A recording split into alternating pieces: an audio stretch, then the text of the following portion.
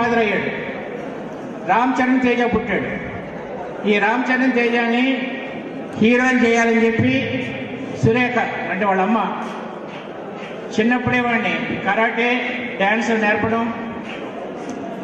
రామ్ చరణ్కి ఇక్కడ సరిగ్గా ఉండదు, దాన్ని కొంచెం ఆపరేషన్ చేసి సెట్ చేయడం. మొత్తానికి మగధీర అనే సినిమా రిలీజ్ అయినప్పుడు వాడు సూపర్ హిట్ మాట్లాడదు. ఈ సరస్వతి ప్రసాద్, ఈ సరస్వతి పుట్టిన కొడుకుని సరస్వతి ప్రసాద్ అని పిలిచేవాడిని నేను. వాడి మనిషి లోపల మనిషి ఒక మ్యూజిక్ ఇంట్రెస్ట్ ఉన్నవాడు. 8 ఏళ్ల వయసులో వాడు మ్యూజిక్ వాయిస్తూ ఉండేవాడు. ఆ తర్వాత మేము జగదేక వీరుడు అతిలోక సుందరి అనే సినిమా తీసాం. ఆ సినిమాకి ఈ కుర్రోడు మాతో పాటు మెడ్రాస్ వచ్చాడు. ఇళయరాజా హార్మోనియం పెట్టి మీద ఒక పాట వాయిస్తున్నాడు.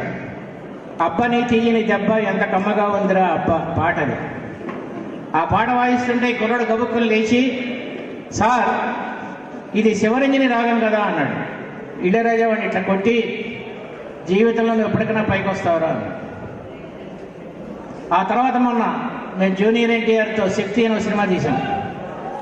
ఆ సినిమా తీసే టైంకి ఈ కుర్రవాడు పెద్ద మ్యూజిక్ డైరెక్టర్ అయిపోయాడు. సరస్వతి ప్రసాద్ వాడే పేరు మార్చుకొని దేవిశ్రీ ప్రసాద్ అయ్యాడు. మిత్రులారా, మీరు ఒక విషయం గమనించారా? నేను రామ్ చరణ్ తేజ పేరు చెప్తున్నప్పుడు ఒక్కడు చప్పట్లు కొట్టలేదు. దేవిశ్రీ ప్రసాద్ పేరు చెప్పగానే అందరూ చప్పట్లు కొట్టారు. దీన్ని బట్టి ఏమర్థమైంది? నీ తండ్రి ఎవడు అని కాదు, నువ్వెవరు అని.